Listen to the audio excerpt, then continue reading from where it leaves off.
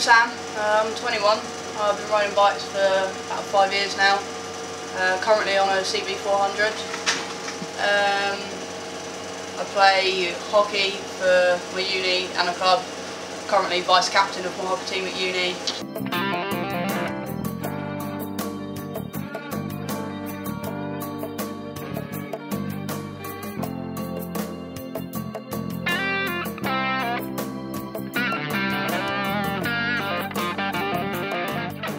World War I broke out on the 28th of July 1914 after the assassination of Franz Ferdinand, heir to the Austro-Hungarian Empire.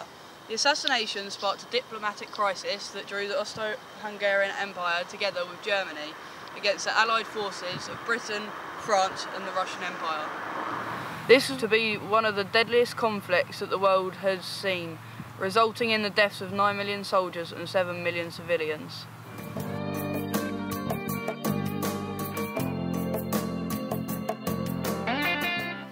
In France, Allied forces clashed with Germany, leading to a deadly stalemate forming the Western Front. Both sides dug in to fight a long war of attrition. Attrition warfare is a deliberate attempt to wear the opponent down through inflicting continual heavy losses or damage, eventually leading to the opponent being defeated. Both forces excavated trenches which spread from the North Sea to the border with Switzerland in the south. These trenches were scenes of some of the worst fighting in the war, as one side attempted to wear down the other.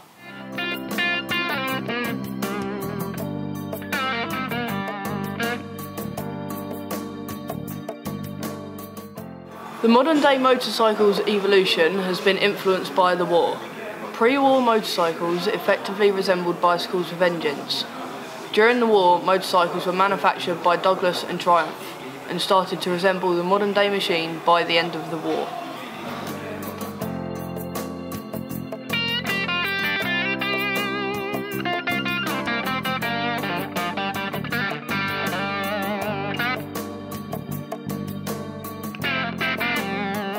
At the start of the hostilities, the War Office sent out an appeal for motorcycle dispatch riders. Men and women alike took up the call. Men mainly served on the front line, while women, who were not allowed to fight, served as dispatch riders behind the lines, with the Women's Royal Naval Service. Other women served as drivers and mechanics, freeing men to fight on the front line.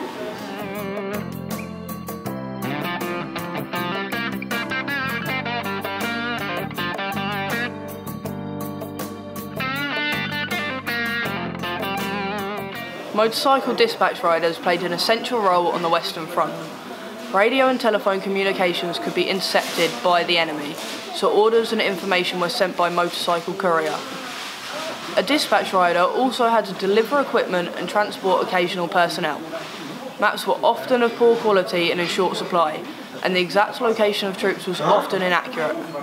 Dispatch riders had to learn to locate battalions and develop knowledge of the area.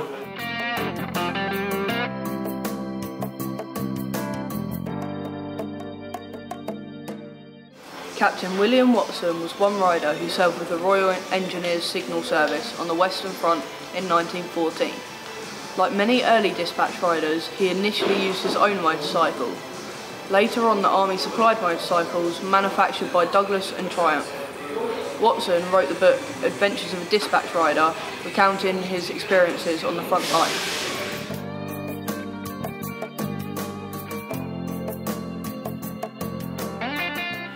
On a motorcycle, if you're going rapidly, you cannot hear bullets or shells coming, or even shells bursting unless they are very near. Running slowly, with the engine barely turning over, you can hear everything. So I went slow and listened. Through the air came that sharp whooping sound of the shrapnel bursting towards you. The most devilish sound of all, but nothing frightens me as much as the shrapnel shriek.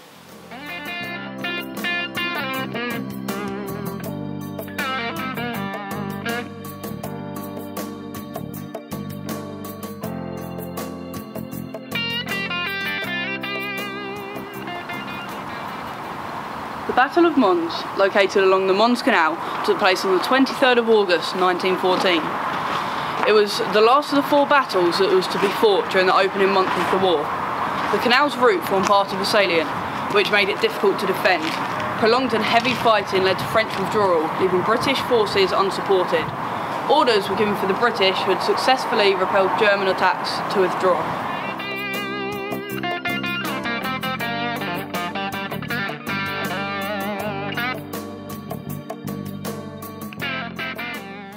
I was sent out to find General Glichin, who was reported somewhere near Wasmay. I went over nightmare roads, uneven cobbles with great pits in them. We had already heard guns, but on my way back I heard a distant crash and looked around to find that a shell had burst half a mile away on a slag heap between Dower and myself. With my heart thumping against my ribs, I opened the throttle until I was jumping at 40 miles an hour from cobble to cobble. Then, realising that I was in far greater danger of breaking my neck than being shot, I pulled myself together and slowed down to proceed sedately home.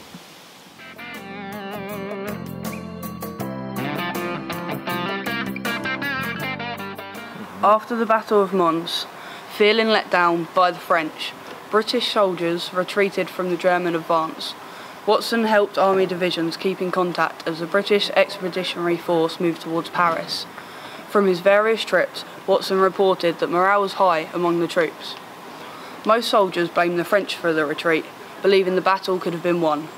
The retreat was seen as a tactical withdrawal rather than a defeat.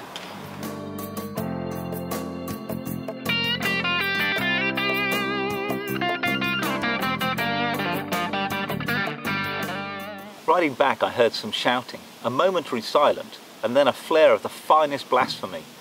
I turned the bend to see an officer holding his severed wrist and cursing. He was one of those dashing fellows. He had ridden alongside the transport, swearing at the men to get a move on. He held up his arm to give the signal when a ricochet took his hand cleanly off.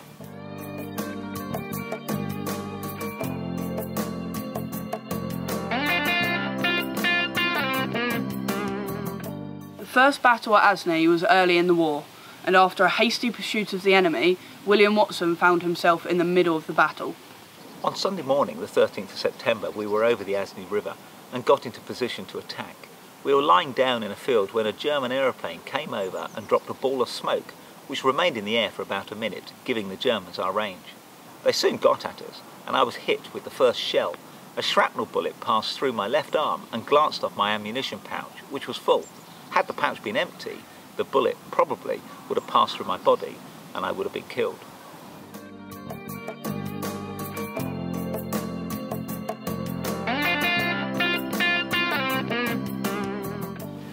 The open countryside didn't offer much concealment to the troops, and therefore they dug deep, narrow paths into the ground, being the start of trench warfare. The soldiers acquired pickaxes and shovels from the local farms and villages to assist with digging the trenches, which were dug to about 7 foot deep. Life in the trenches was hard. The soldiers suffered hugely with boredom, and the living conditions were appalling. With the constant threat of enemy shooting and shelling, and sending over poison gas, the troops only had basic food rations, which consisted of bully beef, tea, hard biscuits and stale bread.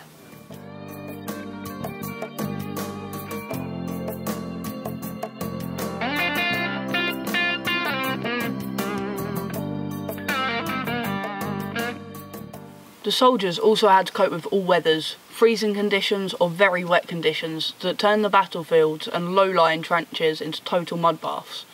The water in some trenches could reach waist height, and as a result the men suffered from trench foot, where their feet would swell and even turn gangrenous and require amputation. Rats and lice were one of the biggest issues facing the troops. Lice drove them crazy with biting, bringing them diseases which gave them fevers, whilst the rats roamed the trenches, eating corpses of the men who died where they fell, and even attacking men when they slept. As there was nowhere else to sleep, we found ourselves resting in the ditch. We were comfortable if confined. I was frightened when the order came down, passed the word to the motorcyclist. I crawled up to the general and received my dispatch, and started walking across the field. Then I discovered there was a great difference between motorcycling under rifle fire, when you can hear only the very close ones, and walking across a field when you can hear them all. 2/3 of the way across, a sharp zip of a bullet passed the back of my neck, and I remembered the 3 men stretchered dead across, and that caused me to panic, and I ran for my life.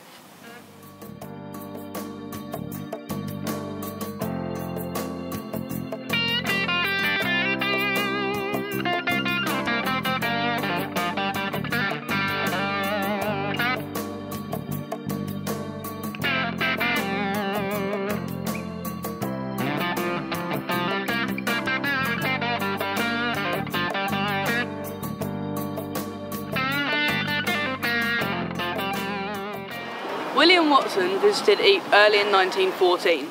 It was to become the site of 5 major battles during the war.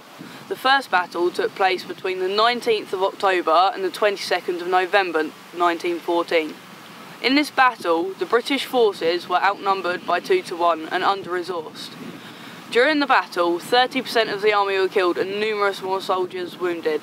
The final battle occurred in 1918. By the end of the war, every single building in the town had been razed to the ground.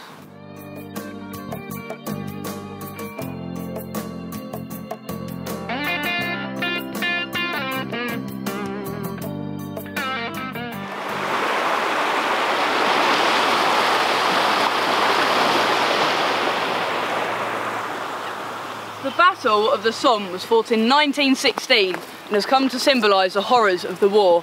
The strategy aimed to wear the enemy down with a relentless barrage of artillery fire and direct attack. The cost of the battle was high and the prize was small. By the end of the Battle of the Somme, over 1 million soldiers had been killed on both sides, and the Allies had only advanced by 7 miles into enemy terrain.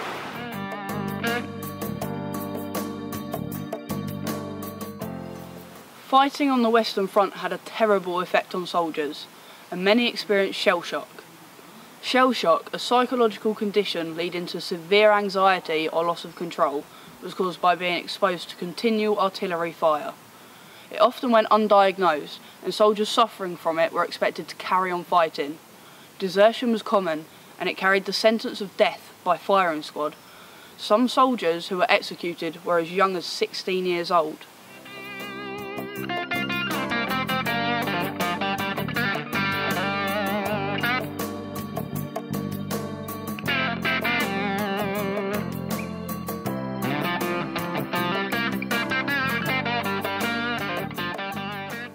The war drew to an end in November 1918 when Russia's government collapsed in the east and the Allies won victory over the Germans in the west. By the 11th of November, the war was over. After the war, battlefield cemeteries and memorials were constructed around Europe. Vimy Ridge was built commemorating 11,000 Canadian soldiers whose bodies were lost on the battlefield.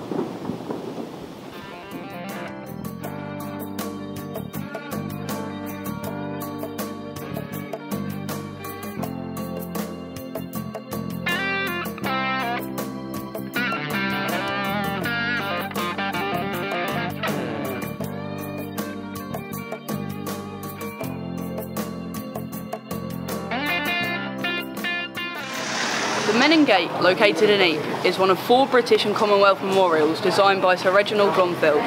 Inscribed in the walls are the names of 54,000 men missing in action, with no known grave.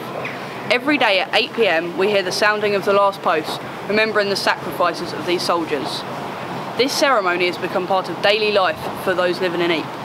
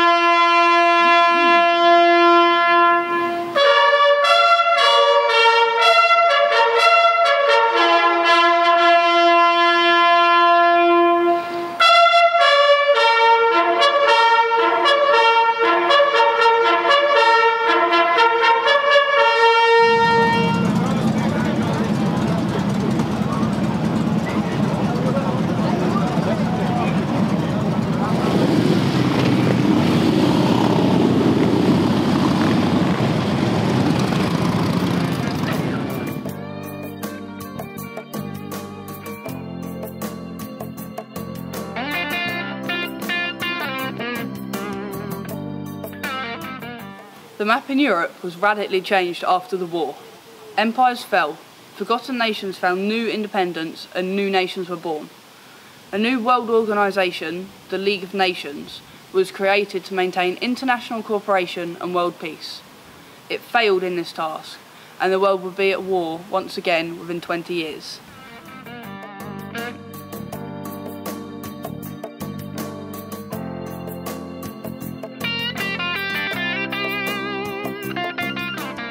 William Watson left the front by 1915, but motorcycle dispatch riders continued to play an active part in the war effort. Watson died in 1932, aged 41. Sir John French, Commander-in-Chief, said of the contribution made by dispatch riders to the war effort: Carrying dispatches and messages at all hours of the day and night, in every kind of weather, and often traversing bad roads blocked with transport, they have been conspicuously successful in maintaining an extraordinary degree of efficiency in the service of communications. Many casualties have occurred in their ranks, but no amount of difficulty or danger has ever checked the energy or ardour which has distinguished them throughout the operations.